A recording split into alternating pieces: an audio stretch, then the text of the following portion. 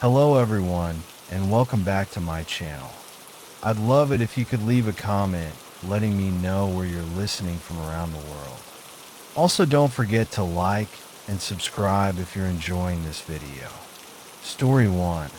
I'd been driving for nearly 6 hours straight, and the world had collapsed into nothing but the dark ribbon of highway stretching ahead of me. The kind of emptiness that makes you forget time, forget distance. Just the drone of the tires, the dull throb behind my eyes, and the occasional flicker of road signs that look more like ghosts than anything real. The radio had given up on me about an hour ago. Static now, a white noise whisper like something trying to talk but not quite getting through. I kept it on anyway. Better than silence. It was around 2 in the morning when I realized I hadn't seen another car in over an hour. No headlights behind me, no taillights ahead. Just the endless, hollow stretch of the Nevada desert. I don't know why, but that detail started to eat at me. I started thinking about all the stories you hear about desert roads at night. Places where time bends, where people disappear, where the world slips just a little. I shook my head and took a sip of my now lukewarm gas station coffee. Just highway paranoia, I told myself. Just the road messing with me. That's when I saw movement in the rearview mirror. At first, it was just a blur, a flicker in my peripheral vision. A shadow in the back seat. My stomach knotted. I snapped my eyes up to the mirror, telling myself it was nothing. Maybe just my own reflection moving weird in the dim light. But it wasn't. There was a man sitting in my back seat. I only saw him for a fraction of a second, but that was enough. Pale face, hollow eyes, a slit of a grin that looked wrong, stretched too wide, as if his skin didn't fit right. I screamed. My hands jerked the wheel. The car swerved violently, tires screeching, nearly sending me spinning off into the desert. I slammed the brakes and turned around, heart hammering. The back seat was empty. Nothing. No one. Just my duffel bag and some empty fast food wrappers. I was gasping, my pulse pounding so hard it felt like my ribs might break. I sat there for a long moment, gripping the wheel so tight my knuckles went white, staring at the empty seat. I knew what I saw. I sat there, trying to slow my breathing, trying to convince myself it was exhaustion, hallucination, something, anything that made sense. Finally, I forced myself to keep driving. There was a gas station a few miles ahead, one of those sad little places with flickering lights and a single pump, squatting on the side of the road like a forgotten relic. I pulled in, hands still shaking. The place was empty, of course. No attendant, no customers, just the neon open sign buzzing weakly. I got out of the car and popped the trunk, checked inside. Nothing. Opened the back door, ran my hands over the seats, looked under them. Nothing. I was standing there, debating whether or not to just sleep in my locked car for the night, when I noticed something. The passenger door was unlocked. I was sure, absolutely, positively sure, that I had locked it. I always do. It's a habit. A cold ripple passed through me, like stepping into a too deep lake. I took a deep breath, got back in, and locked every door. Hands on the wheel, trying to steady myself. Just drive, I told myself. Just get to the next town. But then, I felt it. A presence. A weight in the air. A shift in the temperature. Something was in the car with me. I didn't move. Didn't breathe. I just stared straight ahead, suddenly terrified to look in the mirror. But some stupid, masochistic part of my brain had to know. Slowly, so slowly, I lifted my eyes to the rearview mirror, and there he was, smiling at me. Only this time, he wasn't just sitting there. He was leaning forward, closer. I felt something cold against the back of my neck. And then, everything went black. I don't remember what happened next. The next thing I knew, it was morning. The sky was streaked with that eerie desert dawn, a pale orange glow stretching across the horizon. My car was still running, idling on the side of the road. My door was open. I was sitting there, slumped forward, hands still on the wheel, like I had fallen asleep. But I wasn't tired anymore. I felt drained, like something had been taken from me. I sat up, my neck stiff, my whole body aching. The memory of that cold touch still lingered on my skin, like frostbite. And then I looked in the rearview mirror again. There was nothing there. Just my own face, pale, drawn, haunted. I reached for the glove compartment, fumbling for my phone, and that's when I noticed it. A single fingerprint smudged on the inside of the mirror. Not mine. Too long. Too thin. I wiped it away with my sleeve, heart hammering, and floored it out of there. I don't drive at night anymore, and I never, ever look in the rearview mirror. Story 2. I was driving home from a music festival in Arizona, trying to escape the endless sea of brake lights on the interstate. The back roads were dark, empty, and stretched into forever. The desert, vast and silent, pressed in from both sides. The kind of silence that makes you feel like you're the last person left on Earth. I hadn't seen another car in miles, just my headlights carving a path through the night. The yellow lines on the pavement flicking by like the ticking of some unseen clock. It was just me, my old Chevy, and the sound of my tires humming against the asphalt. And then, out of nowhere, I saw her. She stood on the side of the road, just at the edge of my high beams. A hitchhiker, young, maybe early 20s. She had her thumb out, her head tilted down just enough that I couldn't see her face. Long brown hair, tangled by the wind. Skinny arms, fingers trembling just slightly. I don't usually stop for hitchhikers. Not at night. Not when I'm alone. But something about her, something felt wrong. Not in a dangerous way. In a desperate way. I slowed down. The old Chevy groaned as I rolled to a stop beside her. I reached over and cranked down the window. Need a ride? She lifted her head. My stomach dropped into my shoes. She looked exactly like my sister. Same face. Same wary, nervous little smile.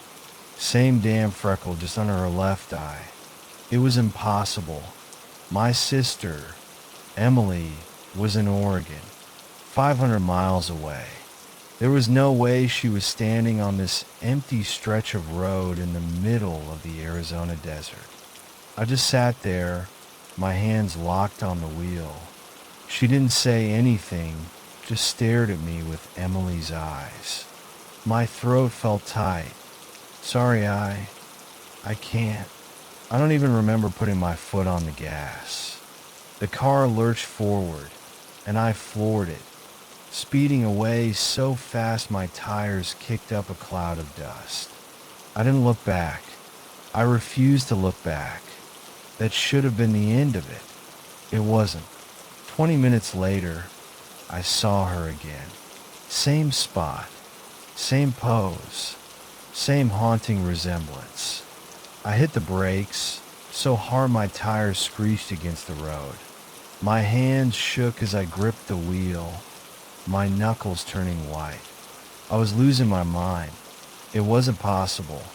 It wasn't possible. This time, as I passed her, she lifted her head and said my name. Not shouted it, not even spoken it, just mouthed it. Jared. I slammed the gas pedal to the floor. I don't think I've ever driven so fast in my life. My pulse hammered in my ears. My breath came in ragged, uneven gulps. I didn't know where I was going. I didn't care. I just knew I needed to get away. I didn't stop until I saw the first gas station in nearly an hour. It was one of those rundown, neon-lit places with a couple of old vending machines outside and a single pump from the 1980s. The kind of place that smelled like dust and old motor oil. I pulled in, practically shaking, and stumbled inside. The cashier was an old guy, probably in his late 60s, reading a newspaper behind the counter. He barely glanced up as I walked in. "You all right?" he muttered. I didn't answer. I just grabbed a bottle of water from the fridge, my fingers so cold I nearly dropped it. "Hey," I said, my voice hoarse. "You ever see a girl hitchhiking out there? Young, brown hair. Kinda looks like." I stopped myself, shook my head. "You ever seen her?" The old guy looked up then, really looked at me, his lips pressed into a thin line. "You saw her, huh?" I felt ice creep into my veins. "You have seen her." The old man exhaled slowly, setting his paper down. "Son, if you saw her twice, you're lucky. Most only see her once." My mouth went dry. Who is she?" I whispered. The old man just shook his head. "Someone looking for a ride." I left without asking more. I didn't want to know. When I got home, it was nearly dawn. My hands had finally stopped shaking, though my skin was still clammy with sweat. I dragged myself onto my porch, exhausted, barely able to keep my eyes open.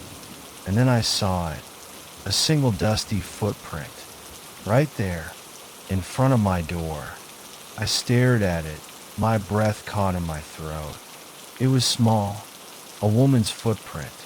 I never told my sister about that night, and I don't know why, but I never see her the same way anymore. Story 3. We were somewhere in West Virginia, the kind of place where the trees huddle close to the road, where the dark seems thicker, heavier, the kind of place where things disappear. Jake and I were swapping driving shifts a little over halfway through a cross-country road trip. He had the wheel, and I was half dozing in the passenger seat, lulled by the hum of the tires against the pavement. It was just before midnight, the time when the world gets quiet and strange. That's when Jake hit the brakes. Hard. I jolted awake as my seatbelt yanked against my chest. The car skidded slightly on the wet road before coming to a stop. "The hell, man?" I rubbed my eyes. "Look," Jake said, pointing. On the side of the road, maybe 30 feet ahead, was an old, beat-up sedan. It was parked at an awkward angle, half on the shoulder, half in a ditch, its hazard lights blinking in the darkness. The red glow pulsed against the trees. It looked abandoned, except there was someone in there, Jake muttered. "I swear I saw a guy in the driver's seat." I squinted at the car. The windows were dark, and the flickering hazard lights made it impossible to tell if there was anyone inside. "Maybe they broke down," Jake said. "We should check." "Dude, no." I shook my head. That's how horror movies start. Jake grinned. "Then let's make sure this one's got a happy ending." I didn't laugh. Jake pulled onto the shoulder, the crunch of gravel under our tires the only sound in the stillness. He grabbed his phone, flicking on the flashlight, and stepped out. I hesitated before following. The air was cold and damp, thick with the scent of wet leaves and something else, something metallic. The kind of smell that lingers in your mouth, in your throat. We approached the car slowly. The engine was still running. That was the first thing that set off alarm bells in my head. The second was the driver's seat. It was empty. Jake aimed his light into the car. "Weird," he murmured. Inside, a half-eaten burger sat on the passenger seat. A phone charger was plugged in. A coffee cup, still full, was steaming in the cup holder. It was as if someone had just stepped out for a moment. Jake reached for the driver's side door handle. "Don't," I whispered. He ignored me and pulled. The door swung open with a groan. The car smelled stale, damp, wrong. The driver's seat was pushed back, and the keys still dangled from the ignition. And then I saw the windshield. It was covered in scratches. Not cracks, not dirt, scratches. Deep, jagged gouges that ran in frantic patterns, overlapping and desperate, as if.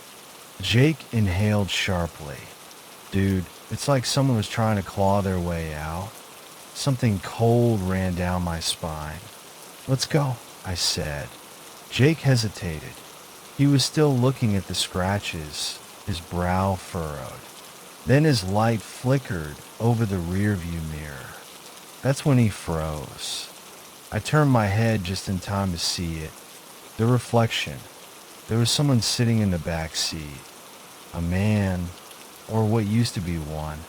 His face was gray and bloated, his mouth twisted in a silent scream.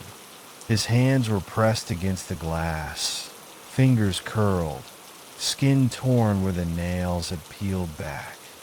Jake stumbled backward, nearly tripping over his own feet. I didn't wait. I ran. I don't even remember getting back in the car, but the next thing I knew, we were peeling out of there, gravel spitting from the tires. "Did you see that?" Jake's voice was barely a whisper. I couldn't speak.